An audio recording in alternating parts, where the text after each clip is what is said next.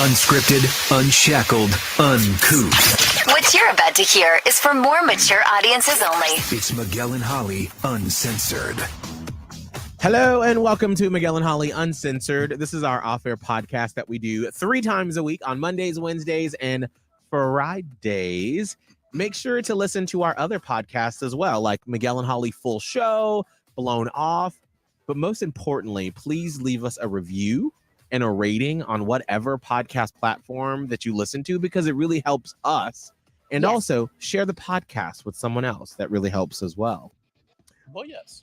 Well, yes. Where is that from? Because you've been saying that lately. No, we Here can't we go through go. all this. All right. Okay. I don't know, because I've been So- meaning to ask you, because every time, even on air, you're like, well, yes. Well, yes. Right. Okay.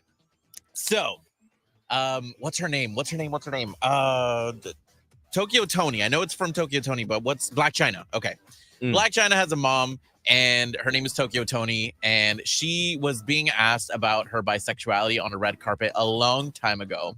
And they asked her a question, and then her response was like, it didn't really make any sense. She When they just had kind of like was talking, right? She was just like saying words. Yeah, she was just saying words, and it really didn't make sense, and it was just the opposite of what she was trying to say. And so It was almost like they asked her the question and she was not prepared for it. correct. And was like spinning wheels to try to explain Correct. bisexuality. Yes. And so at one point, I can't remember what they had asked her, but her response was, well, yes. And I think it was, honestly, this is what I think it was. I think it was something along the lines of, but don't you believe that all bisexual men are actually gay? And she was like, well, yes.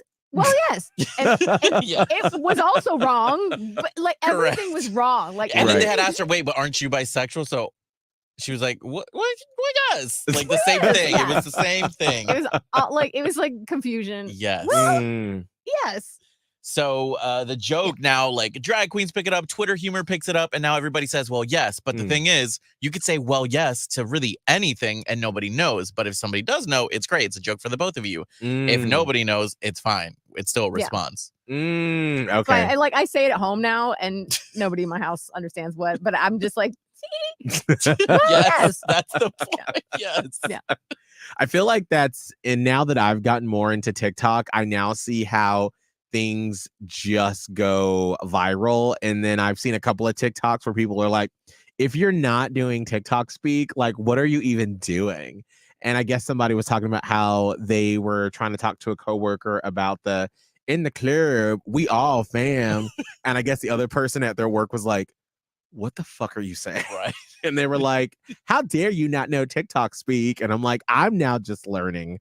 Well, and it goes so quickly. That's the Right. problem. It does, yeah. I've been on a bit of a TikTok break unintentionally for about six weeks now, which is I miss my TikTok time. So I've Mm. been on this unintentional break, and I feel like the whole world has passed. Like I was in it, because at least daily I would spend about 15 minutes just doing my scroll. Mhm.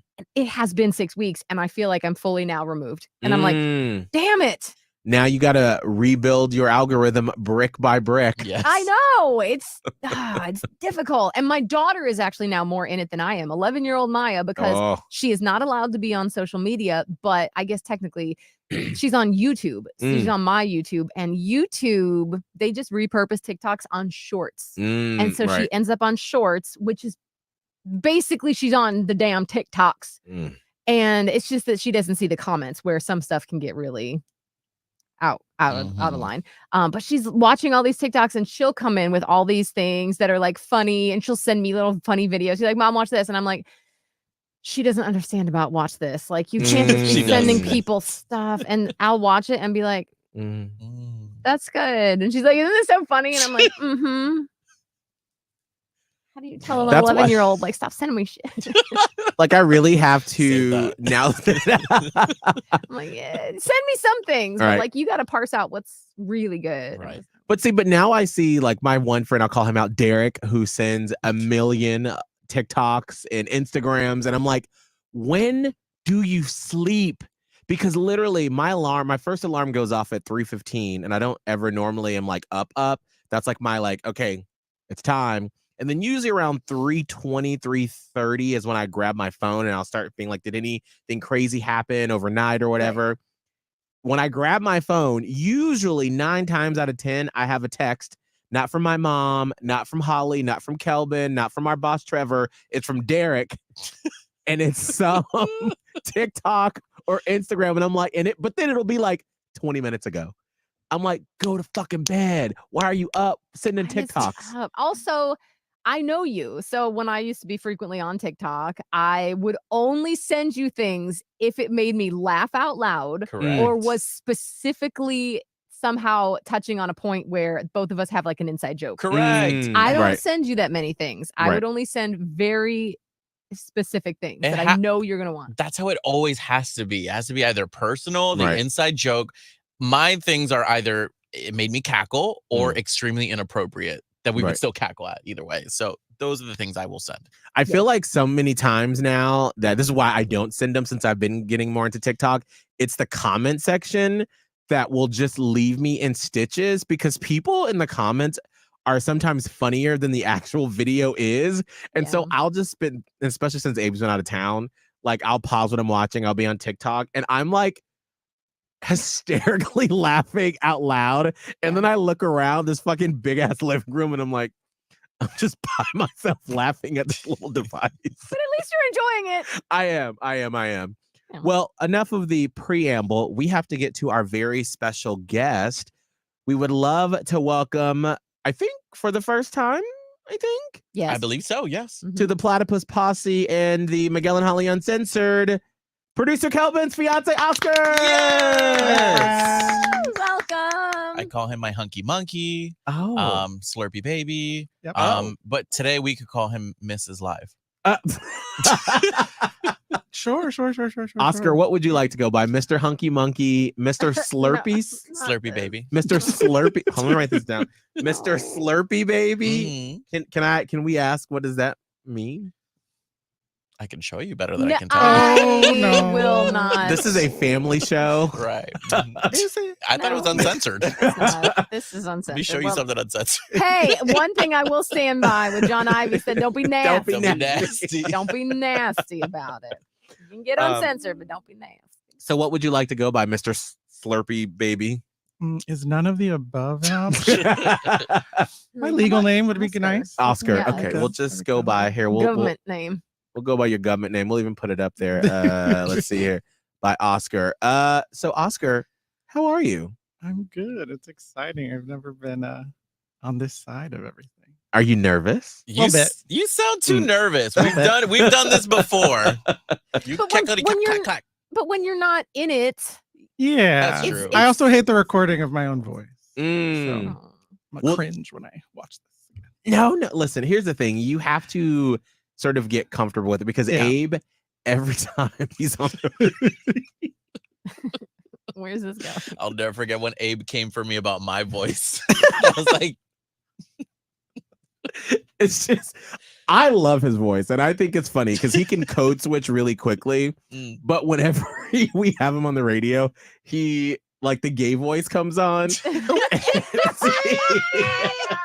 not laughing. Which I love it. I absolutely love it. Why is that his radio voice? I don't know why. Why does he choose gay voices? I think that's because he's excited to like talk to us. And, and I'm not even going to try to imitate it, but I kind of want you to. I wish you did. But anyway, so but then I've been telling him through the years, I'm like, it's fine. Nobody's judging you harder than you're going to judge yourself. Yes. Correct. So you are fine, Oscar. Well, we have you on here today because as we're in spooky season, and Kelbin was telling us behind the scenes that you had a pretty crazy experience growing up. Yeah, I had a couple. I had it was up until the age of like 12 or 13 that I had a few situations happen. Situations. Yes. Now, were these because of the house that you were living in at the time, or is it just because the spirits follow you around? Do you got a touch of the what do they call it in The Shining? You got The Shining? You got Shining? No. So I don't even watch scary stuff. I'm a chicken shit at the end of the day. He hates it. Kelvin can't get me. He just got me to watch like the Scream, some of the new Scream movies this past year, and even then it was like daylight, noon, like other people around and barely paying attention. Yeah, I'm on my phone. I can't. It's too much. But when I was younger, I had like some sort of just thing that my mom has all these stories of like things I've said or things I've seen. And like the biggest one, so like background on it is that I grew up in a really religious household. So we grew up Catholic. So my mom was always very like not giving the time of day to ghosts and spirits and any of that. That wasn't in the Bible. Right. I was raised Catholic also. So I feel you. Like you don't pay any heed to that because that is not exactly structured. So for her, this like dealing with me growing up, it was these stories. It still like creeps her out because she's like, I have no choice but to believe, because what reason does my child have to make up some of that? So the biggest one I would say that happened was when I was about 12. We were at home hanging out. I don't believe this house was haunted. This was after we moved to Florida from New York. Our New York house might have been haunted because it was built in the 70s. My sisters have more stories about the New York house, the things that they like actually saw, like actual physical appearances of people. It was always very odd. But it wasn't until we moved to Florida that I had more like spooky things happen. So for this one, we were at home. It was me and my mom. And it was towards the evening. She gets a call from a friend from church, a woman from church, who said that she needed my mom and some people to come and pray at her house, because she feels like something's wrong or something's happening.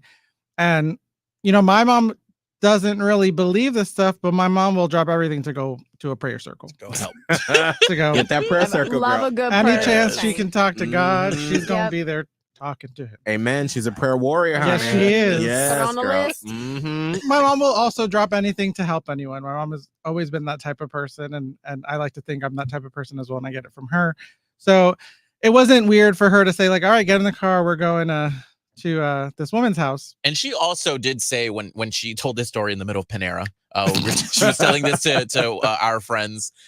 She also said, she's like, I didn't believe anything she was really saying, but I was like, whatever, I'm gonna go. She was trying to help a friend in need. Yeah, exactly. It's more so about that than we're about There's to a have demon. exorcism. Right. Part Yeah. one, So even if the friend was, kind of making it up in her head, my mom was trying to be like, they're there. We're here for you. It's fine. It's like, go back, get the rosary out. Let's come on. Yeah. So my mom meets some of these people, and one of these guys, he was kind of like the head of the prayer group or whatever. He was like the really religious one who's like kind of dealt with stuff like this before.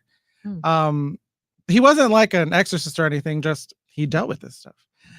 So we go there. My mom has me stay outside of the house in the yard with my cousin who was visiting and the woman's 2 sons to like distract them while they go in the house and kind of battle the forces of evil.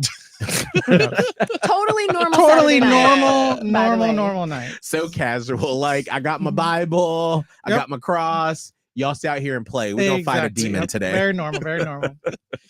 And by this point, I had been a couple of years since I experienced any kind of saw anything or anything that I experienced, but I don't remember a lot of the rest of this. This part is more my mom remembers all these details, and she's just kind of regurgitated it over the years.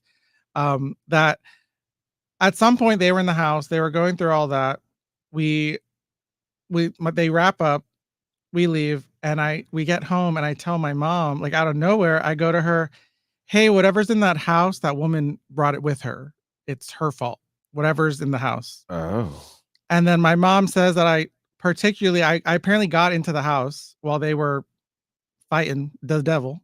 And I told her when they were all together that there was this really dark kind of shadowy sense over the woman whose house was under attack.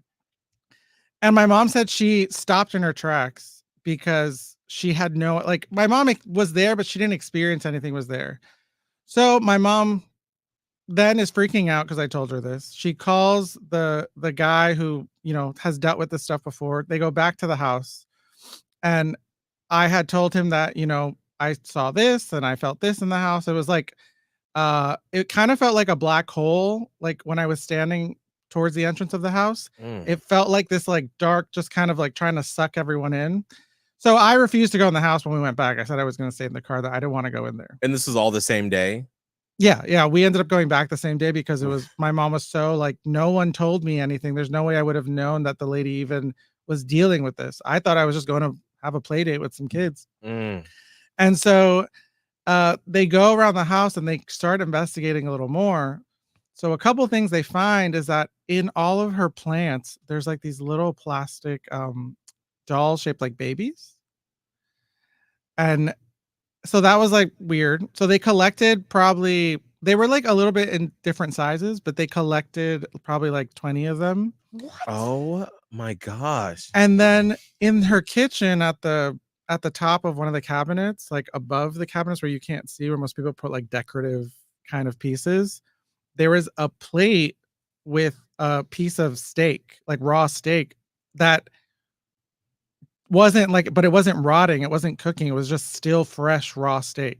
And Where the hell did it come from? the lady had no idea how it got up there. Shut the fuck. Holly almost knocked the TV down behind her.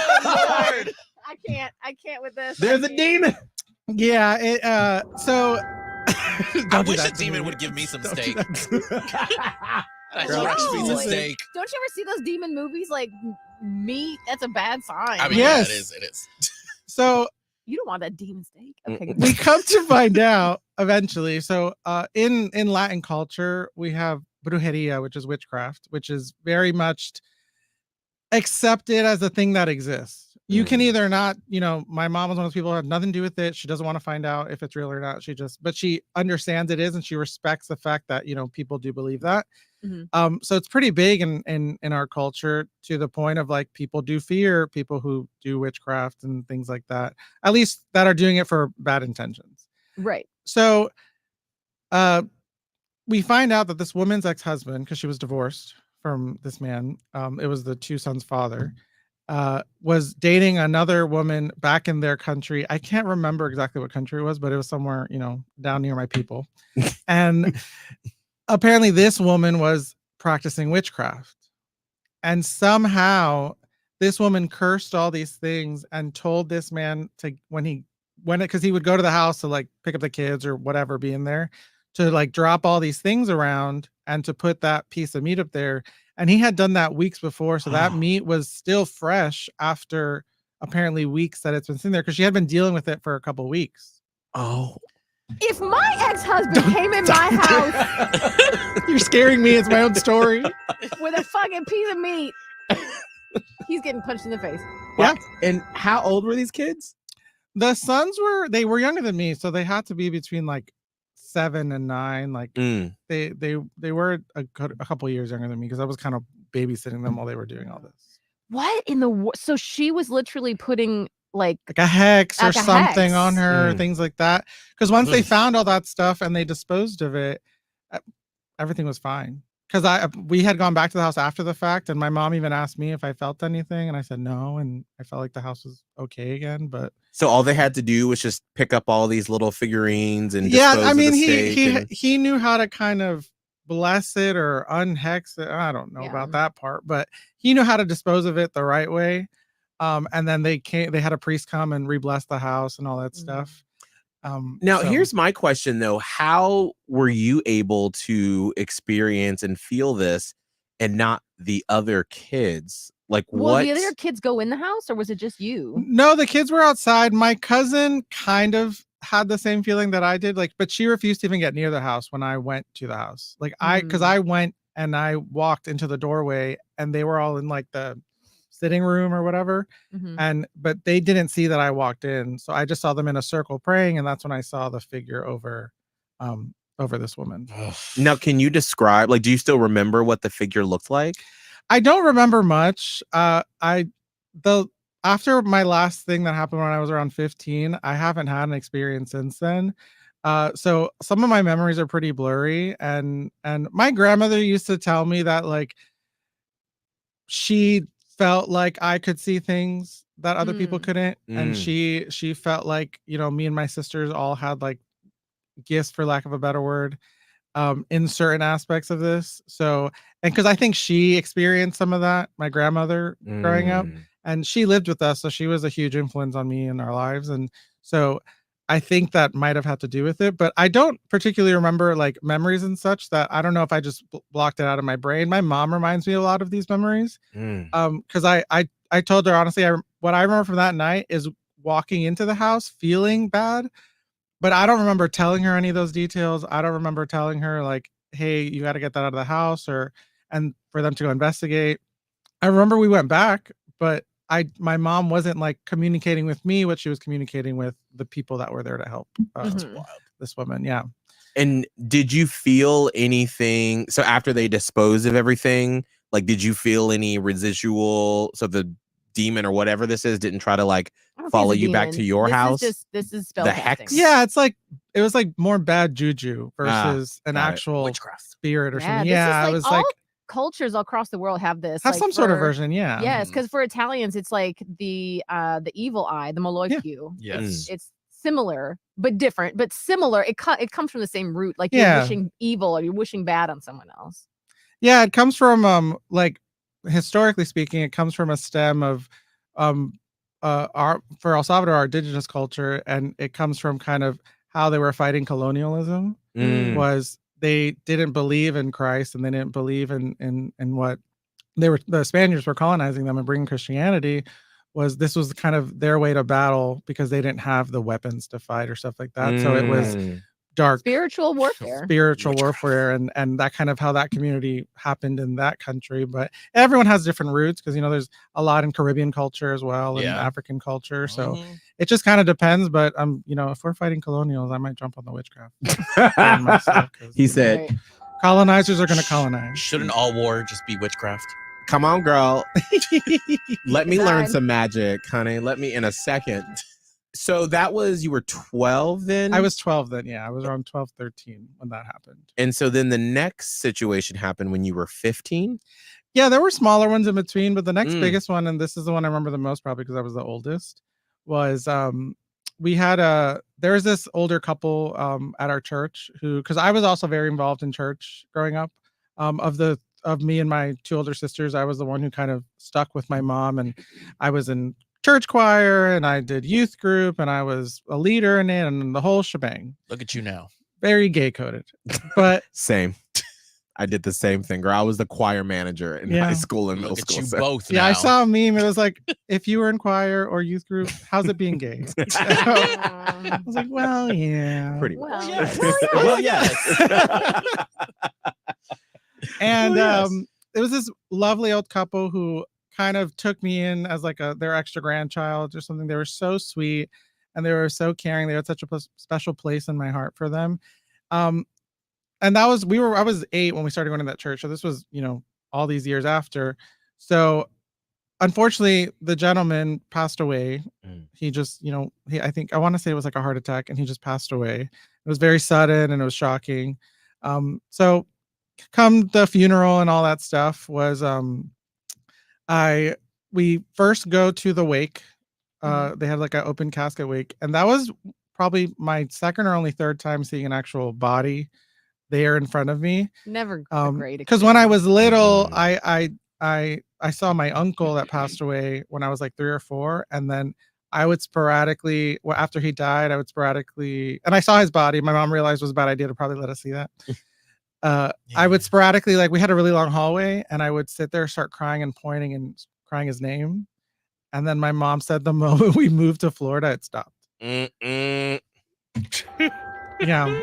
And of course, I don't remember that one because I was 3 or 4. But You Yeah. could see. Oh, yeah, but she said it didn't scare her until thinking back about it. She didn't realize in the moment that like I could have been pointing at something that I was Right. seeing versus just crying because I'm crying. Mhm. And so when I was 15 and this gentleman died, we were at his wake. That I remember going in, seeing the body, and kind of being really, really quiet, which is pretty opposite for me at that young age because I knew everyone that was there. So I was Right. really open and I loved being the center of attention, as always. He's But- a Leo. Very Leo Hey. energy. There you I'll go. admit to that. Mm-hmm. And but I was really quiet this whole time. I went and I sat. I went and saw him and I sat there the whole time. Some time passes where it's kind of wrapping up. My mom said, it's time for us to go. And I was just hung her. no, we're not meant to leave yet. And she's like, okay. So she went off, kept talking, came back, and she was like, you ready to go? I was like, yeah, but I have to tell Magali something, which was the name of the woman, the wife. And she's like, oh, I don't know if this is a time to talk to her. She's surrounded by, her sisters and stuff. She's like, but I have to tell her that he said he's okay. And she's like, who? And then I point at the body. And her mom, my poor Catholic mother. My mom said this was the first time in her life she went completely pale. Oh. Because she knew that I knew enough not to be making a joke like that. Right. Like, not to be 15. pranking. I was Yeah. 15. Like, Yeah. I knew enough of like, okay, this is really serious. And then she Right. saw that I was taking it serious the whole time. So to randomly joke about it Yeah. would have been really like off character for me. So she completely At believed me in church. that moment.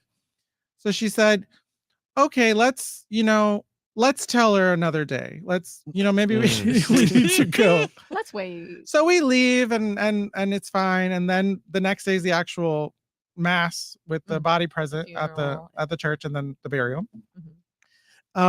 So I finally tell her at the mass that, so this is what he was telling me, and this is that. And she seemed to believe me, because everyone else was kind of doing that, like, oh, he's in a better place thing. And like, I'm sure you get tired of hearing that when you're the one who loses someone. Right. That like, for me to tell her that he was just saying hi and that he's, enjoying himself and stuff like that, that like for her, that was bringing her a lot of comfort. So we go to the burial, and I was one of the, what do they call the pallbearers? Yeah. I was one of the pallbearers. So we carried him out. We take him to the cemetery. And as they're lowering his caskets, my mom said she sees me just kind of staring in as following it. And then my head shoots up, and she doesn't know what's happening. And so I told her after that when they were lowering him, all of a sudden a bunch of light just scattered and shot off, in a bunch of different directions, and just kind of stayed there for a while. And it just, kind of disappeared. But it happened a couple times. And I told her I didn't know if it was just me or if other people were seeing this or they were just ignoring. I was like, maybe this always happens when someone gets buried. I had never seen anyone get buried before, because I was at the burial when I was 3 or 4. You're like, is this what happens? God like, shoots down some hey. light, and it's just like, hey, we're having a little celebration. Like of fireworks life. out of the casket. Yeah, So viral. I was talking to her like it was normal and stuff, and she, again, pale white, has no idea how to deal with it. And it kind of just finished after that. I mean, I think after that, which is common a lot of the time with kids who see certain things or have feelings, it's kind of like your mind's a little more open when you're younger. Right. Yes. So like as you grow older, you just kind of like, unless you work on harnessing something like that, because there are people who they dedicate their lives to things like that.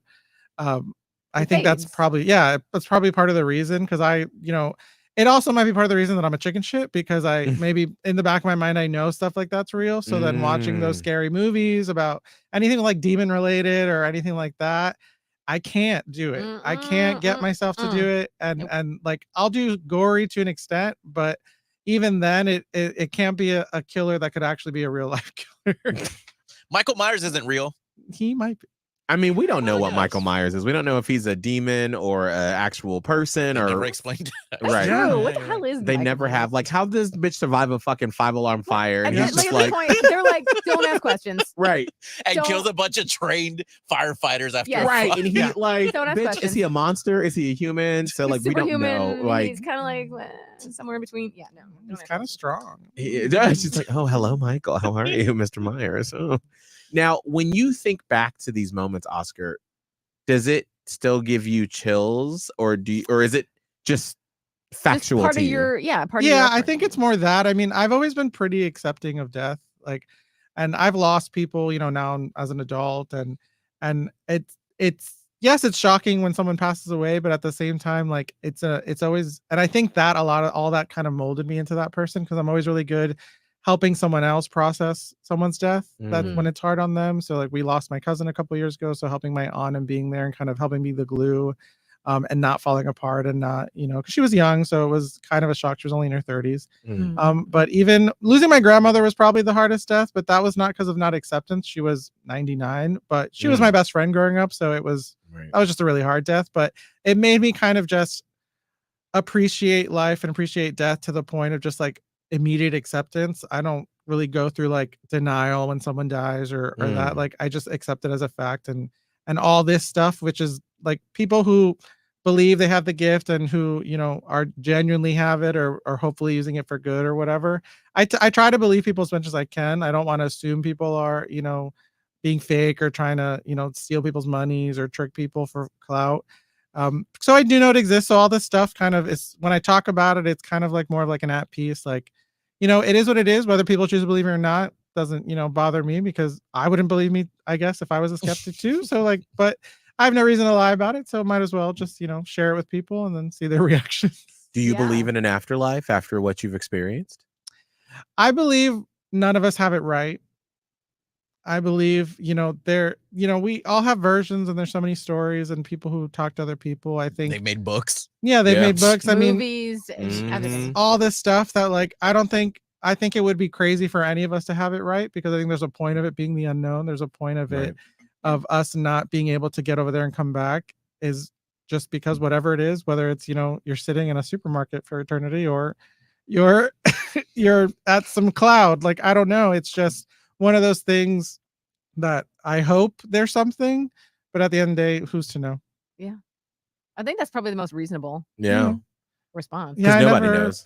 Because I think when all these ideas of heaven and hell and the afterlife and stuff, a lot of that is just used to dictate people's lives. That It's if they fear. didn't It's feel fear. like there was a consequence to their actions here, Right.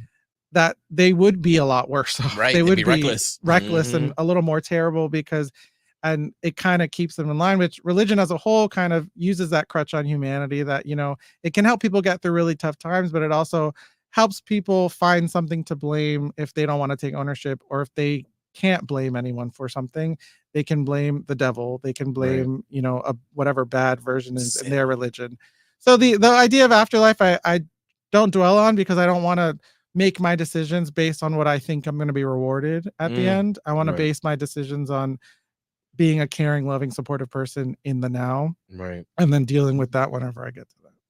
Do you ever get any sneaking feelings, or like if you're by yourself, or because there was one time I asked worker Stacy that there will be times in my life where I always say that I have really good peripheral vision. Yeah. And there'll be times where I feel like I can see someone to my side, but then by the time I turn around, there's nothing there. Or there was a time I told a story about when I feel like my entire defenses were down. This was after my bachelor party in Key West. And I was super, super, super hungover. And I was in the car. It was dusk. The sun was setting. And I was driving in Tampa. And I swear to God, I looked up, and like as my eyes were the half a second it takes to look up in the rearview mirror, there was a face in my back seat. And then it was just gone. Nope. And I almost swerved the car, and I was like, either I am like alcoholic levels hungover and coming withdrawals, or I mean, it was Key West. So I mean, but like that literally freaked me out. And that was like, that wasn't like I think I see it's a chair in my peripheral vision. There was something there. And I have truly felt that. So have you ever had any feelings like that, or did it stop after that moment? I think it turned into intuition for a lot of things. I've always, and Kelvin makes a joke about this a lot, and it wasn't until really in the last year when he started pointing it out that like a lot of things tend to work out for me, and not in like a, you know, I'm a privileged way or like I'm delusional, in a sense of like, it's a lot of things of like, you know, we go to the store and they always have what I'm looking for. It happens to happen all the time that we go, and the one thing we went there for, they ran out. Multiple times. It is multiple times, and he has seen it. It has seen it. I literally, the one thing that I want, and the person is always telling me, sold out, sorry. Yeah, and intuition with the opposite. Intuition with people also, I've pretty like, I've nailed it on the head most of the time when I call out, like after meeting someone the first time, like seeing if they're worth adding to our lives or not. And Kelbin has a good little list of people that, you know, I've met that either he's brought into our lives or he had in his life before we met, that I'm like, hey, you know, I respect if you want to have these friends. I respect, you know, if you want this person in life. This is what I see and this is what I feel. And almost every time they've shown what I kind of predicted that they would be. because a lot of people are comfortable with you as long as you let them do whatever they want. And like, as long as you blindly accept them as a messy person or a toxic person. But usually those people end up turning on you at some point because you grow out of it and you want to have an accountable life and not treat people terrible and all this stuff, or not use people or manipulate people. And the people who are like that like to surround themselves with people who can be manipulated and who can fall for all of their bullshit. So I think a lot of those, feelings and stuff turn into just my ability to kind of like guide my life and guide my decision making. That a lot of things do work out because I believe putting out that energy, the positive energy, that's what you receive. And I've gotten so many blessings in the past year or so with my career goals that I set for myself. I told myself by the time I was 30, I was going to be in corporate in my field and high in my profession. And I got the job offer 6 days before I turned 30. And I told myself I was going to have a new car by then too. And I bought the car 1 month before too. So it was one of those things that like, I work hard at it and I work to kind of follow that intuition and make that judgment call in my life. And a lot of things just happen to work out. Not because it's not luck, but I think it's just, I work hard on myself and I work hard on kind of channeling that. So the intuition of kind of figuring that, but like on a spooky level, I think I have a lot of false alarms that I think I hear things or I think I see things, but I think it also could be because I'm a chicken shit that it might be in my head that like, I get like a weird vibe or whatever. Like there were times that in our first place when we moved The here, first apartment, yes. and it was like a 2-level apartment. You walk into the main level, but 3 then level. well, the balcony, I guess, is 3rd level, but rich. But on the first level, when you walk into the level, was a living room. You walk down to our bedroom. The living room was wood floors. I mean, this was built in the original apartment was built in like the 80s. It was, refurbished and all that stuff, but it was creaky wood floors. So when we were downstairs, there would be times that I would hear what sounded like someone shuffling. And then I thought about it long enough and it reminded me of the same pattern my grandmother would shuffle in, like around the house with her walker. And so when I feel something like that, I feel it more as like a hello or a blessing or a hi. When when my cousin who passed away, which Kelbin experienced this, she was a huge animal lover, a huge advocate. She loved dogs. This is another story probably for another day, but her dog that she had died. She passed away one night and he passed away the next morning. Oh. Golly. And they both part of the reason they both passed away was liver failure. So that's a whole long that makes me believe in the woo-woo a little more than other stuff. That's like linked spirits. Yeah, yes. But she was a huge dog lover. So Kelvin was home one day and he was getting mad at Jimbo, correct? Yes, I was, and I can remember the emotion of like, yes, I do get annoyed at Jimbo and it's quite often, but I don't know what it was about that specific day where I just could not take it. I could feel it in my voice that I was like, Jimbo, stop. And it felt like I was about to hit him. Like I would never hit Jimbo, obviously aggressively, but like sometimes you got to slap the dog in the ass for it to stop. Right. And I was really about to, and I was getting really pent up and full of rage. And right as I got up and I said, Jimbo, stop, literally something from our TV stand just fell, but like it was a forceful like slap. Oh. And there was no way that it was like leaning where it could have, whatever. And it just it happened right as I got frustrated at Jimbo and raised my voice. And that was really freaky. The other really freaky thing about that first apartment was I felt like somebody had like kind of poked or like kind of pushed a little bit when I was on the bed. And I turned around and I thought it was Katya. I thought it was Katya. And I was like, bitch, she got it into our room. And it was not her. It could have been a muscle spasm. Those are the things that I know I can't, like, especially since Abe's out of town. Like there was the other day where it felt like I felt a presence in the room. And then I turned over and of course, there was nothing there. And I was like, let me just put on like some podcast or something to listen to, because if I let my brain go down that path of like what it could be, I will have to go sleep on the couch. It's too much. Like I can't handle shut it it. down. Yeah. Yeah. A lot of times if you feel things like that, and I always tell people that, again, I don't know if it's true. I don't know if this works, but this is what I do, is that whether it's in my mind or not, I try to acknowledge whatever's there in like a very calm way. Like I just say, hey, like if you could leave me alone, great. If you need to be here, I'll move. That's fine.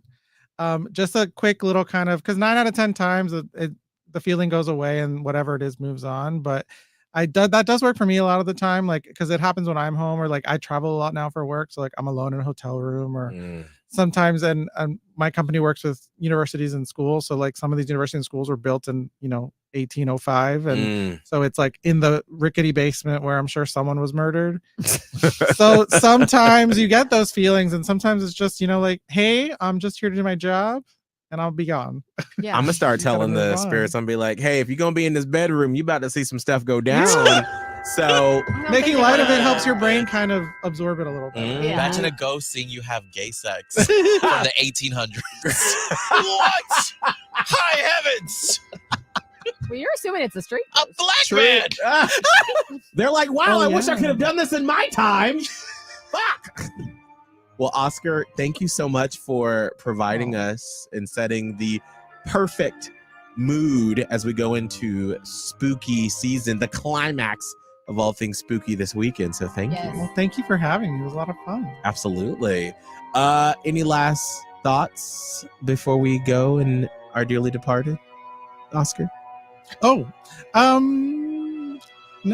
Well, you want to yeah. promote your mixtape, or you got an EP dropping, or? The OnlyFans is next year, so Hey, is it going to be Do just an tell. Oscar special? Or is it going to be Oscar and Kelbin? Well, Kelbin's the cameraman because he's directing me. POV, baby. POV. Just kidding. No, I just this was a lot of fun, and I appreciate kind of y'all letting me into your house for a little bit. Absolutely. You're always welcome. He loves to yap too. Y'all think his mom yaps?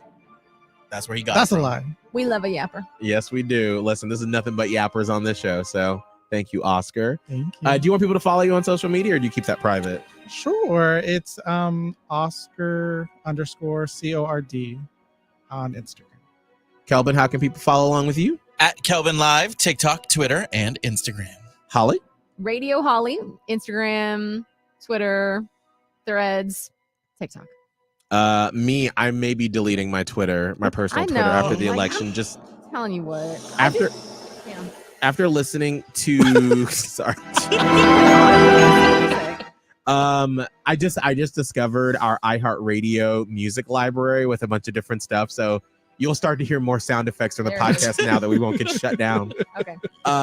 But no, after listening more or reading more about Elon Musk and the money he's giving away for people to this whole thing, I'm like, bitch, bye. I'm done with you. I'm done with you. I don't want somebody else to take Radio Holly and do bad things with it. So I got to figure out how to like shut it down without shutting it down. Yeah. So anyway, but you can follow me Instagram, all the other places at Miguel Fuller. Have a safe and spooky weekend.